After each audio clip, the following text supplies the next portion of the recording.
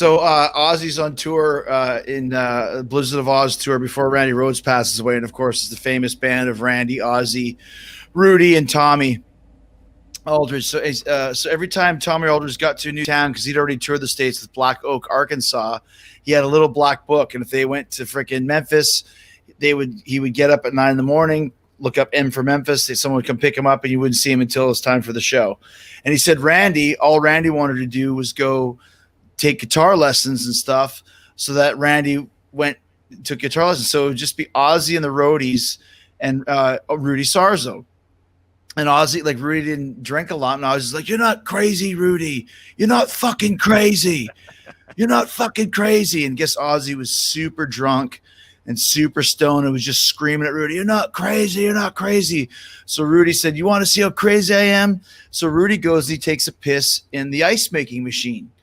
This is back in the day when you had those big ice machines, you pull the thing up, and he said he pissed in the ice and it would recycle. So he pissed in the ice machine, and he said, like, he really had to go. So it was quite a nice long pisky. And this is, about 3, 4 in the morning. Yeah. Ozzy's off his rocks. Like, "You're crazy. You're fucking crazy, man." So they all go to bed, and Ozzy calls him like really early, like, 8 in the morning. He's still awake. He's like, "Come here, come hang out with me, Rudy, or come work on this song or do whatever it is." And Rudy's like, "Ozzy, I'm sleeping." He's like, you gotta come. So Rudy goes into Ozzy's room, and Ozzy has orange juice on ice. And he's like, "Oh, I love having orange juice in the morning, man." And Rudy said, I didn't have the heart to tell him that it was the ice machine that I had pissed in. That Ozzy then went and got the ice cubes and drank it with the orange juice and thought it was amazing. So gross. There you go. They blend in. When it's the yellow you'd never know. You'd never know. Well, how perfect is this? It's yellow ice. It's perfect. It's made out of oranges, man. Gross. All right, Dave, you got a final story? I don't. Okay. I don't really do. I mean, there's that one about Led Zeppelin and a fish, but we're not going to talk about that. I mean, hey, we could, that ties in with Zappa, though, because Zappa has a whole album dedicated to that. Right. I forgot "Don't Drink the Yellow Snow," so it ties in with my ice machine. right. Great call. All right, I'll give you one more, and then we'll end it up. So the Cat House was super huge in the 80s, as you guys may or may not know, to where, like, in 1988 or so, it was the hot place to be. But the Cat House was only open on Wednesdays, so once a week. They would rent the club out for Wednesdays. But kind of in the early days of Guns N' Roses, they would play there, and as Guns N' Roses grew, so did the Cat House until about 88 or so. It was the place to go in Hollywood on a Wednesday night, and everybody would go.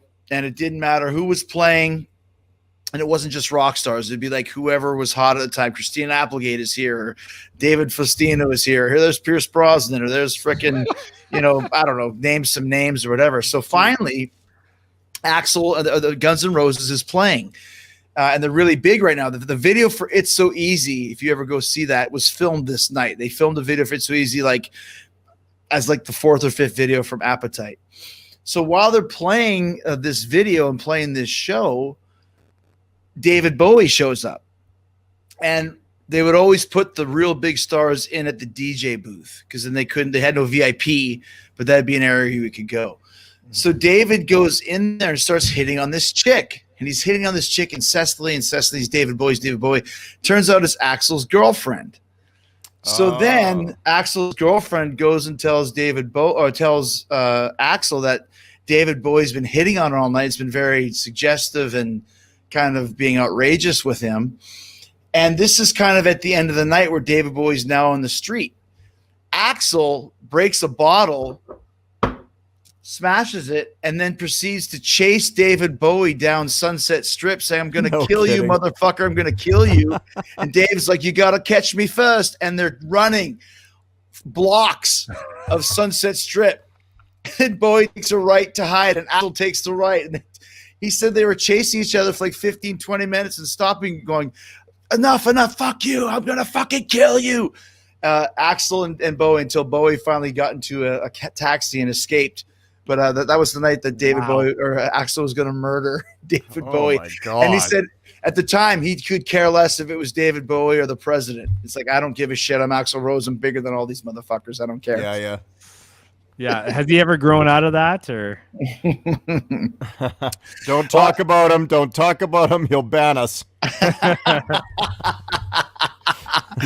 Okay. I got a story here. If I can find the right one. Right there. There's a picture here that comes up on the screen if you guys can see it.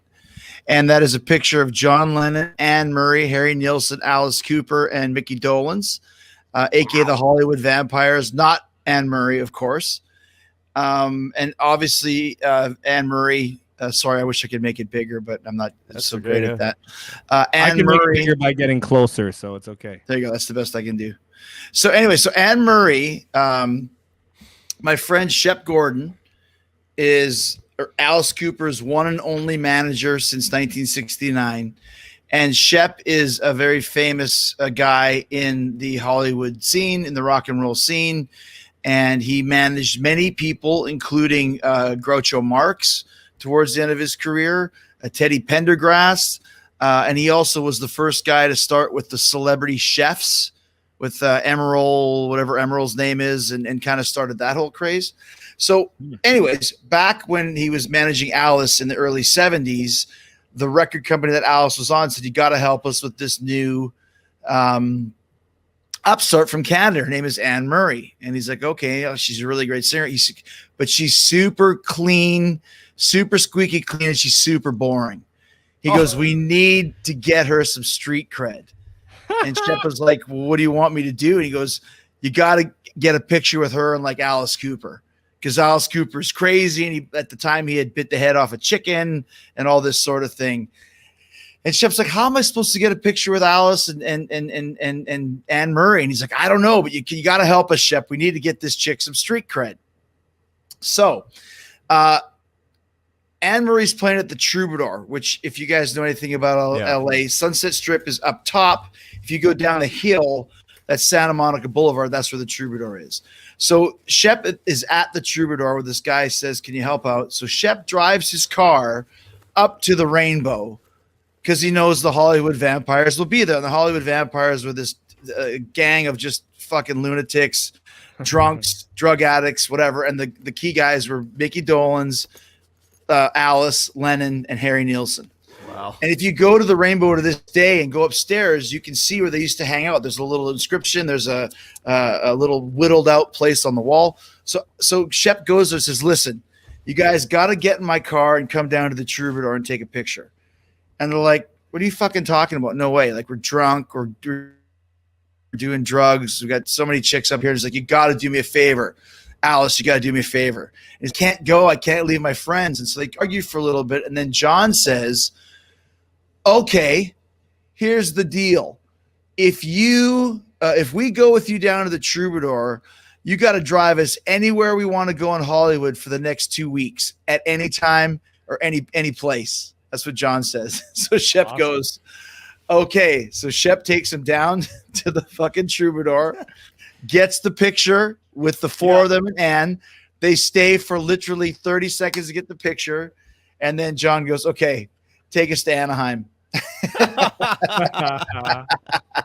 That's awesome. Shep said he had to give him a ride for the next 2 weeks, but he got the picture and he got the record company's approval for whatever he wanted. So, wow. Yeah. And she really came out to be just a hellion after that, eh? Oh, yeah. If you read the articles back in the time, it's like, who is this crazy Anne Murray hanging out with the Hollywood Vampires? She must be insane, but she's got the voice of a dove. So that gave her the street cred that apparently it lasted for, like you said, about a week, and then she went right back to being super, super boring. Oh man, hilarious! Oh, you got what you got. Sold millions of records after that too, being very boring. Literally one of Canada's most highest selling recording artists ever. Great.